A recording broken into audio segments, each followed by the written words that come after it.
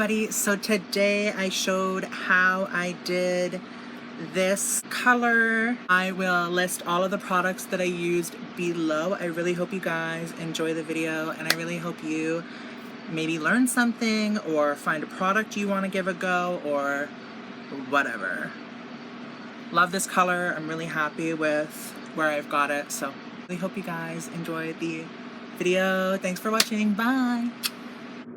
Okay, so for foil placement, there's really no rhyme or reason, to be honest with you. I like a lot of brightness around my face, so I go ahead and I section off some hair here. Now, you always want to make sure that the sections that you're putting in the foils are very thin so that there's no patchiness. I would recommend, you should be able to read a newspaper through the hair that you put in the foil, so it should be very, very thin. Now, these foils are terrible. I'm just trying to power my way through them because they slip like crazy. They don't they crumple, so I'm not happy with these foils, but regardless, that's not what this is about. I've had them for ages and it was a massive box, so I'm just trying to work my way through them. Anyway, so I like to put a couple towards the front of my face, and once again, make sure they're very thin. I'm using the Wella Blondor Lightener and the Wella Color Charm 40 Volume Cream Developer. I prefer the Blondor 40 Volume Cream Developer, but didn't have that on hand, so we're using this one. Now, I do go ahead and place my head under a blow dryer, a heater, which I do not recommend because it expands the lightener. I think I'm going to go ahead and stop doing that. I've been doing it for a while, but I just think you get more of a definitive result without it. I would recommend maybe putting it on for like 10 minutes at the end just to give that extra boost if you feel necessary, but regardless.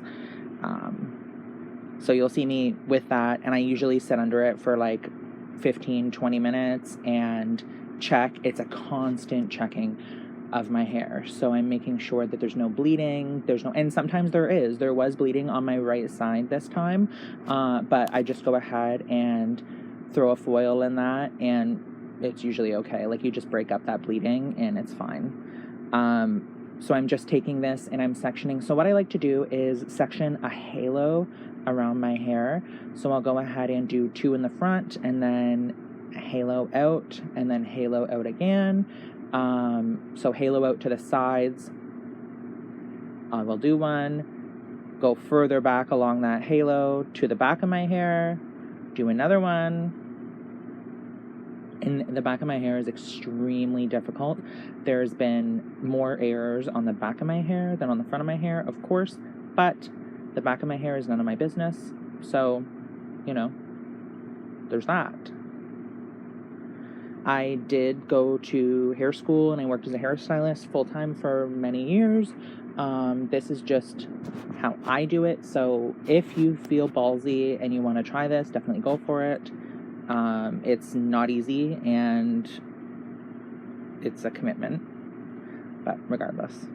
Then I go ahead and section off a little bit above that halo, get a nice thin section, do some weaving. I like to switch up the weave that I have, so sometimes I'll do like a slice, sometimes I will do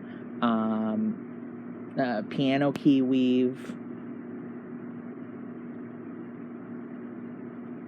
I just like to switch it up and have different weaves, and honestly, I find that with the pattern that I do, it you can't super tell anyway. So then I'm just going more so along the halo on my right side, and I will be throwing a foil in here. And if you see any of the parts that are brown, sometimes you'll see a part that's like longer brown. I won't color that one because that's obviously something that I've foiled out in the past. So I will go ahead and I will remove that from the foil before I go ahead and put lightener on. For toner, I use the Wella Color Charm T18. I used to really like one from, oh, frig, who was it? Maybe it was Schwarzkopf, I can't remember. But I ordered that one online. Honestly, I just use this one. This one's so much easier, cheaper. It's whatever. My hair, I still like how my hair looks in the end, so I will use Wella Color Charm T18 with 20 volume developer, and I will place that all over my head. So what I do is I actually get in the shower and I pull out all of these foils under water and I shampoo my hair. Then I will go ahead and I will do my toning in the shower. I will squeeze out all of the moisture out of my hair, out of the water out of my hair, and I will towel dry it, all while standing in the shower. So it's kind of a procedure, but whatever. Then I will go ahead and I will tone it. I usually tone it for probably 15-20 minutes, but it's very dependent on how porous your hair is, how quickly it absorbs the color, things like that. So I would recommend making sure you're keeping a good eye on it. I have a mirror in my shower for this reason. So I want to make sure that I'm always keeping an eye on it, and you know, if it overtones a bit, I'm not too worried about it. If it undertones a bit, I'm not too worried about it, because just go back in with a purple shampoo on a later shampoo. So yeah, I'm just following that halo along the left side now, my left side, your right side. And I was live streaming while doing this, so you might see me talking or something to the camera, but regardless. I think there's a lot of pressure in the hair community to make your work look clean, and my work has never looked clean. Even when I was in hair school, when I was at a hair school, it's never looked clean. The end result looks good. So I always used to say when I was working as a hairstylist, I am the messy hairstylist, because there would be color on the floor, there would be color on my clothing, but at the end of the day, right, basically, it looked good. So just applying that lightener on that root and then feathering down where there might be a bit more of a brown part. At this point, I'm sweating. So I do that halo part, and then I just go back and I throw some foils along the crown of my head, kind of where you would normally do like rollers. If you were going to do a roller set, you would maybe do it like a mohawk section. I do a mohawk section for the lightener here.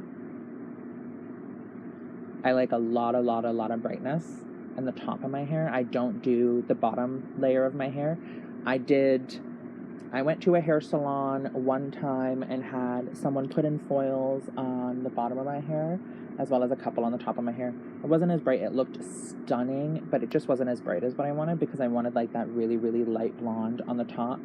But the bottom foils under my hair was perfect. All I wanted was when I pulled at my hair for you to be able to see two highlights, like basically two chunky highlights, and I love the way it looks. So I don't touch back there. It's been done probably back in April or May. It is now August, almost September. When I need to do that again, I'll probably just have a friend throw a foil in back there. Literally like 1 or 2 foils, that's it.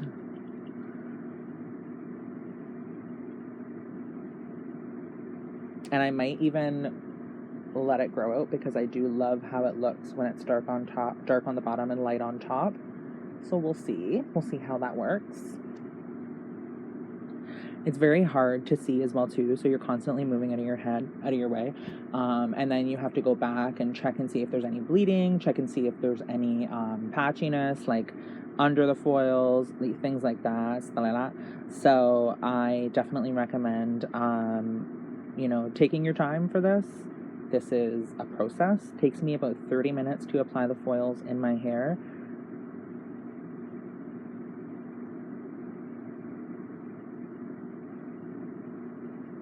But it's nice because you could do it on your own time. You could do it on your own leisure. Usually I sit in a tank top, but like I said, I was live streaming and filming this, so I wasn't going to be risking any slippage, you feel?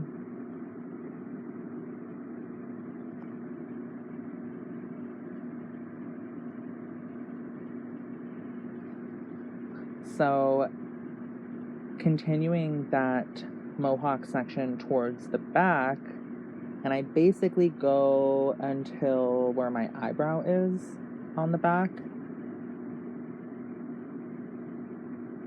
As far as I can see, basically. Which is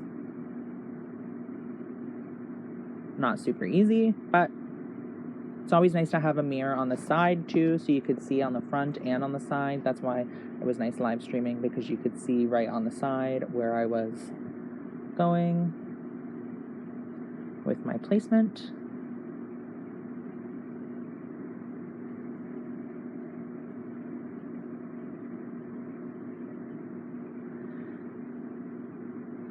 And I only have a couple more here, but as you can see, there is a lot of root back there.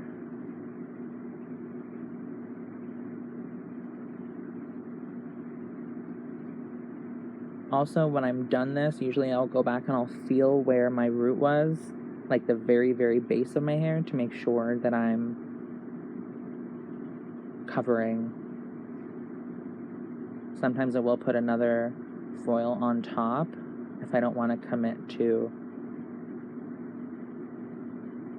scrunching the foil, or whatever you'd call it, folding the foil.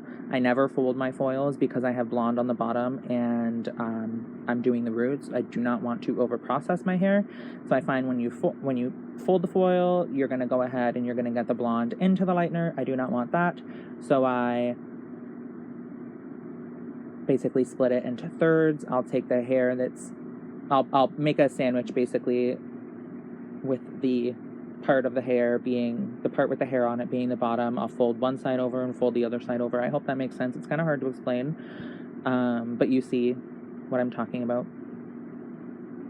But then towards the back, I will go ahead and I will use another foil on top.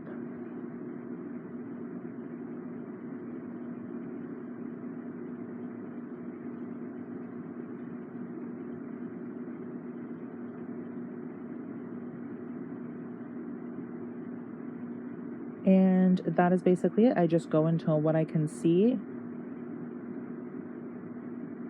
and then process it. But like I said, it's a lot of checking while it's being processed. You want to make sure that you're not bleeding, like I said. So I'm checking to make sure there's no bleeding, checking to make sure there's no slippage of the foils. Sometimes there's slippage and I'll go ahead and I will just take the end of the hair and then slip the foil right back up. This is what I'm checking here, and like I said, sometimes it happens. There was a little bit of bleeding on the right side of my hair, just at the very, very front. That's the only part that I noticed bleeding, and a little bit of a hot root.